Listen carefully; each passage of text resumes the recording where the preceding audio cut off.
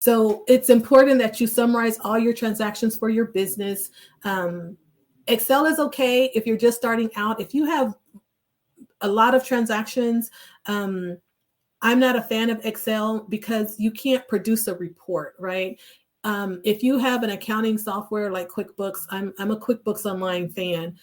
You have your bank accounts being linked, your credit cards are linked, you're pulling in all your transactions. You can easily go in and produce a P&L and know what your profit and loss is, how much money you've made for the year, right? You can prepare a report where it's going to compare different months.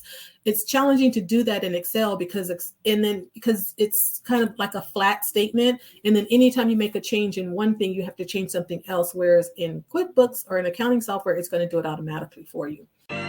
Over 50% of Black Americans are unmarried, and only 2% of Black families in America have a net worth over $1 million.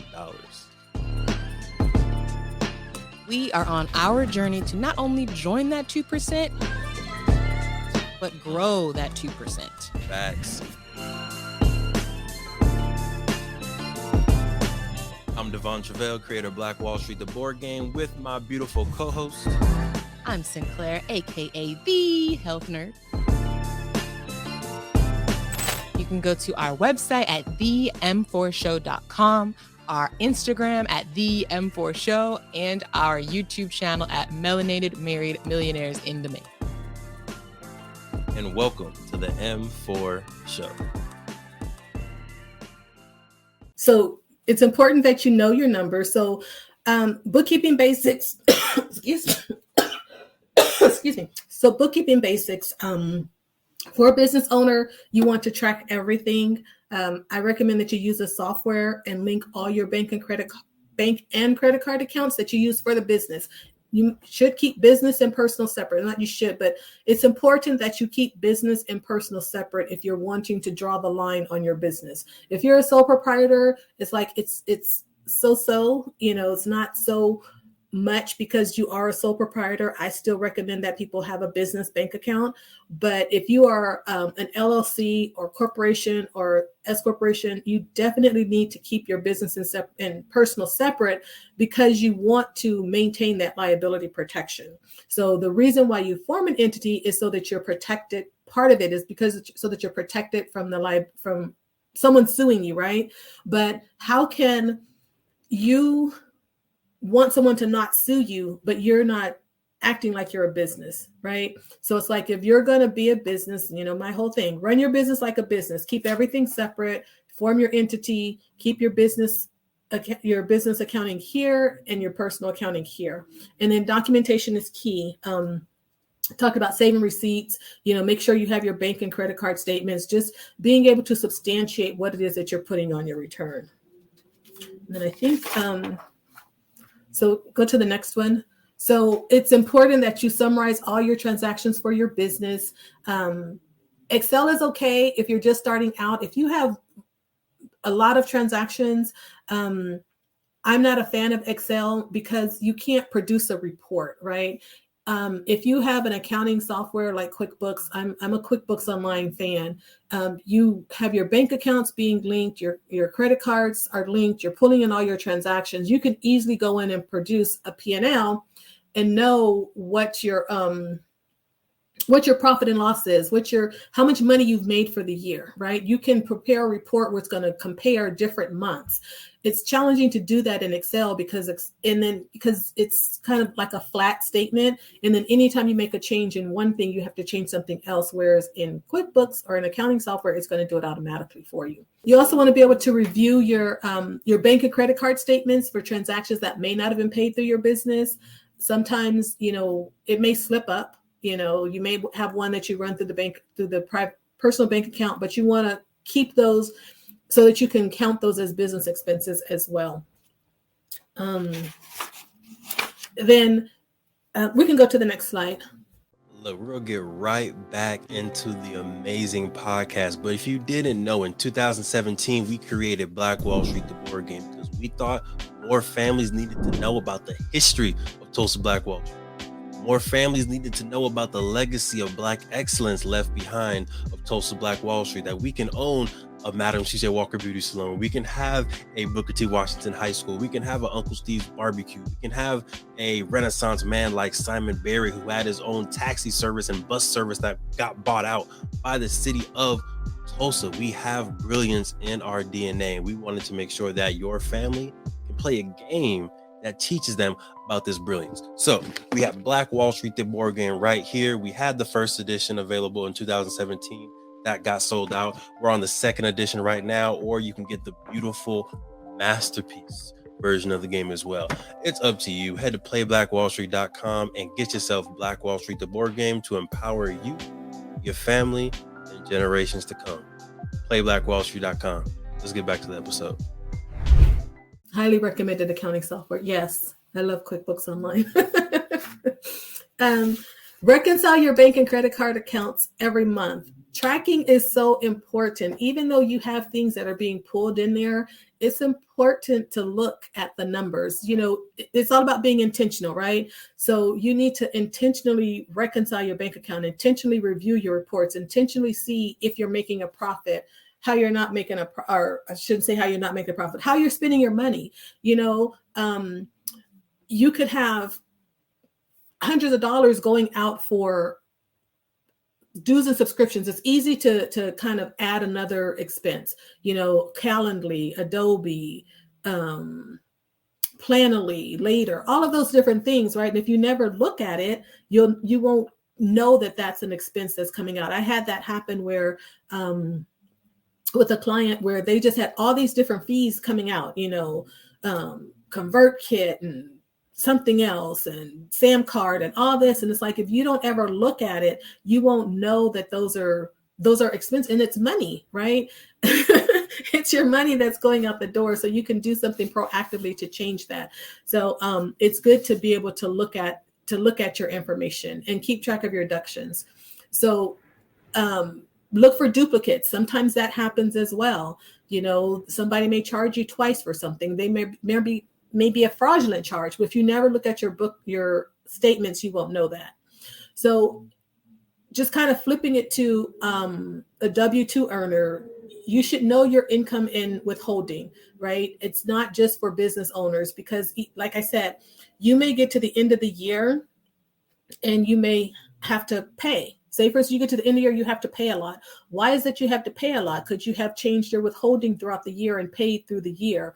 Or you get a big refund. It's like, you know, you having a big refund at the end of the year, is that because they took out too much money? Is that because of your deductions? Did you have something happen in the current year that's not going to happen going forward? You know, you could take that money and use it to invest. You know, you may end up with $10,000 at the end of the year. It's like you could have taken that and invested in something else instead of just having it sitting with the IRS.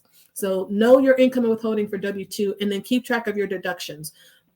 Missed deductions, a big one is charity. You know, the money that you give to charity, non-cash charitable contributions. If you go to, I want to say it's like either goodwill.com or .org or Salvation Army, you can look up like a donation estimator, right? So go in there and check that on and think about it. You grab a bag of clothes, you know, you clean out your closet, you got like 10 shirts and 10 pair of pants, you just put in the bag and you go take it to the Goodwill, right?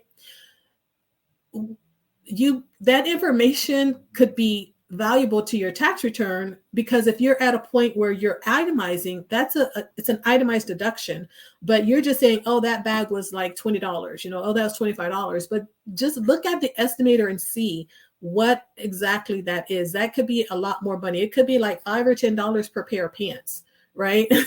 You know, and you're just putting putting some pants in there, or shoes, or, you know, we buy and consume so many things and then we just throw it away or just give it away. It's like, track that, because that is a deduction. And then the other thing with W-2s is knowing how much you're contributing to your 401k or to your pre-tax, what's pre-tax, what's post-tax, how could that help you if you have more money? It's like, can you do something to reduce your taxable income? Maybe contribute more to your 401k or contribute to an HSA or an FSA or something like that so that you reduce your taxable income. Okay. Questions? No questions? Okay. So we'll go on. So overlooked deductions. So business expenses should be ordinary and necessary for your business. And I say that because every business is not the same, right? Cleaning company is going to have different expenses. A tree trimming company is going to have different expenses. A beautician is going to have different expenses. So whatever it takes for you to generate an income, that should be counted as a business expense, but you won't know that if you don't track it, right? So on the next one, common overlooked deductions is business mileage, right? If you're using your vehicle for business, you should be tracking the mileage that you use to generate that income, right? So say, for instance, I have a home office. I go to see a client 100 miles down the way. I need to be tracking that mileage because that's a business deduction. You should have a mileage log where you're tracking, where you go to, who you go to see, like your starting odometer, your ending odometer, and what you're doing so that you have that information available to produce to the IRS. You're supposed to have a log, but then you also have it at the end of the year because that information needs to go into the tax return. When we're asking, when I'm asking, okay, what kind of vehicle do you have? How many total miles did you drive for the year? How many business miles did you drive for the year? How many commuting miles? It's like that information should be readily available. And if you're not doing it, it's like start doing it. So let's look at it like that, right? That's how I'm approaching this presentation. If you're not doing it, let's start doing it because we want to be better going forward, okay? Your cell phone. Most of us use our cell phone for business, right? Most of us use our cell phone. You use your cell phone for whether it's, social media, answering the phone just to take a call, sending email. We have everything on our phone. So you want to keep track of like a percentage, unless you have actually purchased or have a separate line for your business. You want to kind of estimate or know how much you use your phone for business compared to how much you use it for personal. And then you're just going to take a percentage of that from your bill and include that as a business expense. Business use of home is another one.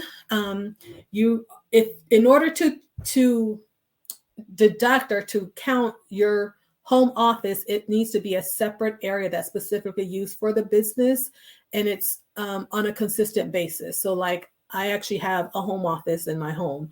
And so I'm actually able to take a portion of my mortgage interest, property tax, utilities, and that's a tax deduction. So that's something to keep in mind. Internet is another one that goes overlooked because it's not something that comes directly out of your business. I talked about subscriptions. So many things are on subscription basis. Those are a business deduction. And education expenses. Everyone's taking courses. If it's a course that you're taking or education, in my field, I have to have continued professional education, right? So I need to have like 80 hours every 2 years that I go and I get, I take some training, right? Where I'm caught up on tax laws or, new ways that I'm supposed to be, or not new ways, but updates on how to prepare a report or, ethics. I have to take ethics every year, but those are business expenses because it's for my business and it's to keep me educated in my current field. So if you have something like that, you want to keep track of it. Hello, Marjorie. We're back. You're back? We are back with 3 questions for you. There's another one in the chat we'll get to afterwards. We see you, Christy. Yes, Christy. Yeah, appreciate you, Christy. So 3 questions for you. First question on the courses and education. Does it have to be like a certified, like you're going to a UC, you're going to Stanford, you're going to Harvard, or are these like online courses that teach you how to be a digital creator for $3,000? Not that I've signed up for any of those before. I have. I'm gonna be honest with you. I have. Is that a tax deduction, or does it have to be a certified education institution? It's not a certified education institution if it's for your business. You know, if you're using it for education credit, you know, for like a student, like your child, right? For that, it has to be like an education institution. But for a business owner, when you're just getting continuing education, it doesn't have to be from an accredited university, but it should be in your current field. It's something to enhance what it is that you're doing, not going into something different. It's something that's related to your current business. Good. That's good. Second question, kind of related, is like conferences. For example, you know, we went to the All Black National Convention in Charlotte. We did table and conduct business there, do networking there. So if you go to a conference, either as just an attendee that's in your field, or if you go to a conference to actually work, is that like that whole travel experience? Is that a deduction? Experience is a deduction. Yeah, that's what we like to hear. Okay. Thank you for supporting the M4 show and our mission to increase the wealth of Black families. If you received any value from this episode, any value at all, any, do us a favor and give us a like and subscribe on YouTube and Apple, Spotify, anything, all of them, all of them, wherever you're listening. Go ahead and like and subscribe. And after you like and subscribe, make sure you send this episode to at least one family that you really want to see win. We'll catch y'all next time. Peace.